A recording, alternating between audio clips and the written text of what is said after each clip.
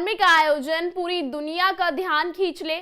क्या कभी ऐसा हुआ है कि पाकिस्तान, जो हर मौके पर भारत की आलोचना करता है, इस बार तारीफ करने पर मजबूर हो गया हो? और सबसे हैरानी की बात, क्या मौलाना शहाबुद्दीन रिजवी, जो अक्सर अपने विवादित बयानों और कट्टर रुख के लिए सुर्खियों में रहते हैं, महाकुंभ और सीएम योगी आदित्यनाथ की तारीफ करते नजर आए? और क्या विपक्ष भी डर गया है महाकुंभ की चकाचौंध देखकर? पाकिस्तान की मीडिया में महाकुंभ की खबरें सुर्खियां बटोर रही हैं, वहीं मौलाना जैसे शख्स भी इसके कायल हो चुके हैं। तो सवाल यह है कि योगी के महाकुंभ ने ऐसा क्या कर दिया कि विरोध की दीवारें तक गिरा दी? आइए जानते हैं इस ऐतिहासिक आयोजन की पूरी कहानी। नमस्कार, स्वागत है आप सबका आयोन भारत पर। मैं हूं आपके साथ तनीषा भारद्वाज। प्रयागराज महाकुंभ दुनिया का सबसे बड़ा आयोजन बन गया है, ये तो आप सब जानते हैं। लेकिन क्या आप ये जानते हैं, ऑल इंडिया मुस्लिम जमात के राष्ट्रीय अध्यक्ष मौलाना शहाबुद्दीन रिजवी के तेवर प्रयागराज महाकुंभ को लेकर अचानक से बदल गए हैं। महाकुंभ की भव्यता देखकर मौलाना शहाबुद्दीन रिजवी राज्य सरकार और मुख्यमंत्री योगी आदित्यनाथ के कायल हो गए हैं। मौलाना दावा ठोककर कह रहे हैं कि पाकिस्तान को भी बता रहे हैं कि भारत का हूं और महाकुंभ का ऐसा आयोजन सिर्फ योगी कर सकते हैं। और मौलाना ये भी कह रहे हैं कि पाकिस्तान भी महाकुंभ को देखकर चौंक गया है। आपको बता दें, ये वही मौलाना शहाबुद्दीन रिजवी हैं जिन्होंने पिछले दिनों महाकुंभ के आयोजन वाली जगह को वक्फ बोर्ड की जमीन बताकर विवाद खड़ा कर दिया था। मौलाना शहाबुद्दीन रिजवी अपने बयान में बोलते हैं, वो पाकिस्तान जो भारत को नीचा दिखाता है, जलील करता है, अब खुद दुनिया के सामने जलील हुआ बैठा है। पाकिस्तान में महाकुंभ की तारीफ का जिक्र करते हुए कहा कि महाकुंभ के शानदार इंतजाम को देखकर वो लोग तारीफ कर रहे हैं जो हिंदुस्तान से बाहर है। महाकुंभ के इंतजार देखकर वो लोग भी तारीफ कर रहे हैं जो हिंदुस्तान की बुराई करते हैं और हिंदुस्तान के खिलाफ बोलते हैं। वो पड़ोसी देश पाकिस्तान है, अब महाकुंभ में आने को तड़प रहा है। सिर्फ यही अजूबा नहीं है, मौलाना रिजवी जी बात बात पर योगी को अन्य समुदाय का दुश्मन बनाते हैं, वो भी सीएम की तारीफ करने पर मजबूर हो गए हैं। रिजवी का बोलना है कि श्रद्धालुओं के खाने पीने रहने की व्यवस्था की जिसकी दुनिया कायल हो गई है।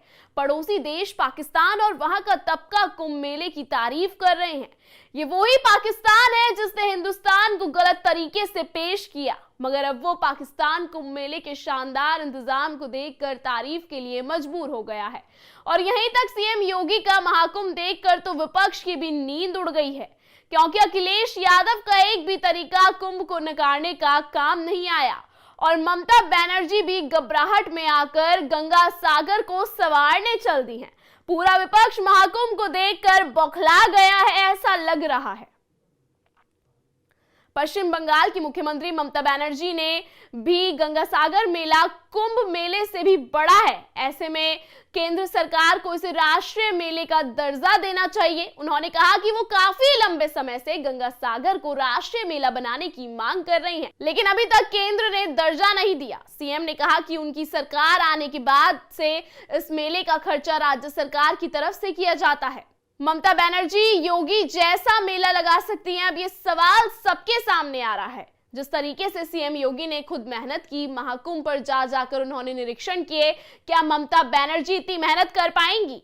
सदियों पुरानी परंपराओं और संस्कृति का जश्न महाकुंभ इस बार एक नए स्तर पर पहुंच गया है। मुख्यमंत्री योगी आदित्यनाथ के नेतृत्व में इस मेले की जो भव्यता और व्यवस्था देखने को मिली, उसने आलोचकों का भी दिल जीत लिया है।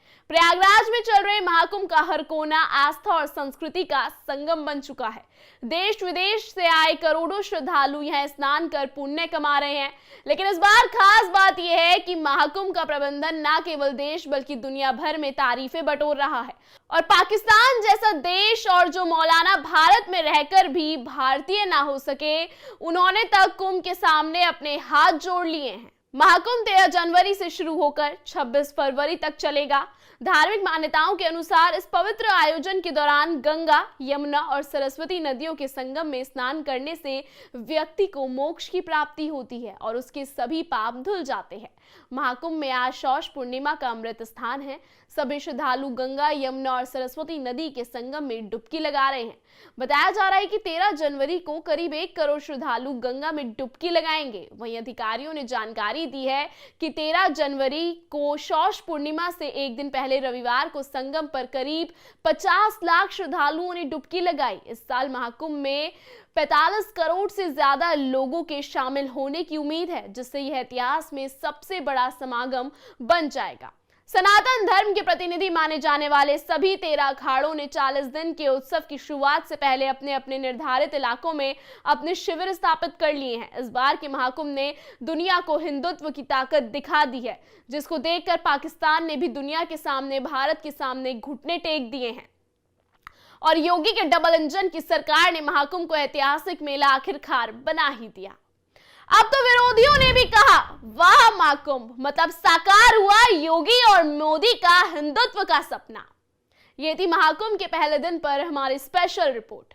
फिलहाल हमारी स्पेशल रिपोर्ट पे इतना ही। लगातार इस तरीके की खबरों को देखने के लिए बने रहिए आई ऑन भारत के साथ।